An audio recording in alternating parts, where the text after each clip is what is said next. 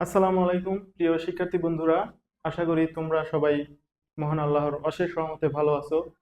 আজকে আমি তোমাদের আইসিটি তৃতীয় চ্যাপ্টার সংখ্যা পদ্ধতি ও ডিজিটাল ডিভাইস এই চ্যাপ্টারটা শুরু করতেছি। তো এই চ্যাপ্টারের প্রথম লেকচার আজকে হবে।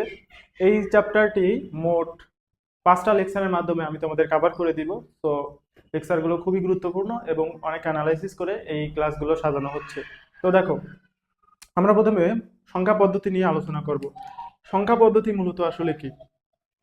সংখ্যা পদ্ধতি হলো সংখ্যা প্রকাশের পদ্ধতি, অর্থাৎ যে সকল প্রতীক, অঙ্ক বা যার মাধ্যমে আমরা সংখ্যা প্রকাশ করে থাকি, মানে যে প্রসেসে, যে সিস্টেমে, তাকে আমরা বলবো সংখ্যা পদ্ধতি।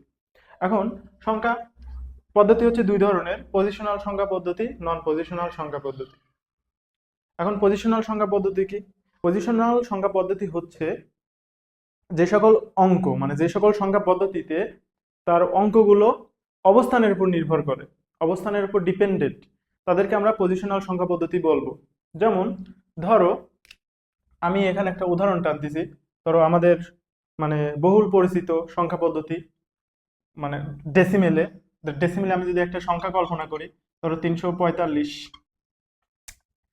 এখন দেখো, 5 এককের অবস্থানে আছে, 4 দশকের অবস্থানে আছে এবং 3 শতকের অবস্থানে আছে। অর্থাৎ প্রত্যেকটা অবস্থান অনুসারে তার নির্দিষ্ট করে মান আছে। এখন এই 3 যদি এই 4 এর ঘরে আসে, 4 যদি মানে 3 এর ঘরে যায়, তাহলে কিন্তু আমাদের অবস্থানের চেঞ্জের কারণে কিন্তু মান পরিবর্তন হয়ে যাচ্ছে। অর্থাৎ এরা অবস্থানের উপর নির্ভরশীল। তাহলে দেখো, 5 একক মানে কত? 5 একক, 5 একক মানে 5। দেখো তো, 5 একক মানে কত? 5। আচ্ছা, এবার দেখো 4 দশক, 4 দশক, 4 দশক মানে কত? 10। আচ্ছা, এবার আসো 3 শতক, 3 শতক, 3 শতক মানে কত? 3 শতক মানে 300। এবার সবগুলা যদি যোগ করো তাহলে কত হবে? 345। অর্থাৎ এই অঙ্কগুলো তার পজিশনের উপর নির্ভরশীল। 3 যদি 2 এর ঘরে যায় তাহলে হবে 30। তেমনি ভাবে 4 যদি 3 এর ঘরে আসে তাহলে হবে কত? 400। তাহলে অবস্থানের উপর ডিপেন্ডেন্ট। সেই জন্য পজিশনাল সংখ্যা পদ্ধতি হচ্ছে মানে অবস্থানের উপর নির্ভরশীল। এবার আসো নন পজিশনাল। নন পজিশনাল ঠিক তার বিপরীত। যে সকল সংখ্যা পদ্ধতিতে অঙ্কগুলো অবস্থানের উপর নির্ভরশীল নয়, তাকে বলা হয় কি? নন পজিশনাল সংখ্যা পদ্ধতি। এবার আসো পজিশনাল সংখ্যা পদ্ধতি মোট মানে প্রধানত 4 ধরনের। এখানে লিখবা প্রধানত 4 ধরনের: বাইনারি, অক্টাল, ডেসিমাল, হেক্সাডেসিমাল। তো এখন প্রত্যেকটা মানে সংখ্যার আমরা হচ্ছে ভিত্তি শিখবো এবং ব্যবহৃত অঙ্কগুলো শিখবো। তো বাইনারির এখানে আমি লিখে রাখি আর কি, ভিত্তি। ভিত্তি বা কি? বেজ, ইংলিশে বলে হচ্ছে কি? বেজ। এগুলো কিন্তু পরবর্তীতে আমাদের লাগবে। এরপর আমরা শিখবো ব্যবহৃত অঙ্ক। মানে ধরো, বাইনারি সংখ্যা পদ্ধতিতে আমাদের কোন কোন ধরনের মানে কয়টা অঙ্ক ব্যবহৃত হয়, অক্টালে কোন অঙ্কগুলো ব্যবহৃত হয়, সেগুলো আমরা এখন লিখবো। তাহলে ব্যবহৃত অঙ্ক, এখানে আমি লিখলাম অঙ্ক। ঠিক আছে? আচ্ছা দেখো, তাহলে বাইনারির বেস কত? বাইনারির বেস হচ্ছে 2, বা বাইনারির ভিত্তি হচ্ছে 2। তাহলে এইখানে তার ব্যবহৃত অঙ্ক কয়টা হবে? 2টা। তাহলে 0 থেকে শুরু হবে যতদূর পর্যন্ত তার বেস হয়। যেহেতু বেস 2, তাহলে কত হবে? 0 আর কত? 1, 0 আর 1। এবার আসো অক্টাল। নামের ভিতরে কিন্তু 8 আছে, অক্টাল মানে কত? 8। তাহলে এর ভিত্তি কত হবে? এর ভিত্তি হবে হচ্ছে 8। তাহলে এখানে ব্যবহৃত অঙ্কগুলো কি কি হবে? 8টা বানাইতে হবে, 0 থেকে শুরু হবে। তাহলে 0, 1, 2, 3, 4, 5, 6, 7, 8টা হয়ে যাচ্ছে। তার মানে 0 থেকে কত? 0 থেকে 7 পর্যন্ত। এরপরে আসো ডেসিমাল। ডেসিমাল মানে কত? আমরা যে মানে সংখ্যাগুলো প্রতিনিয়ত সাধারণত ব্যবহার করে থাকি, সেই সংখ্যাগুলোই হচ্ছে ডেসিমেল সংখ্যা। তাহলে ডেসিমেলের ভিত্তি কত হবে? 10।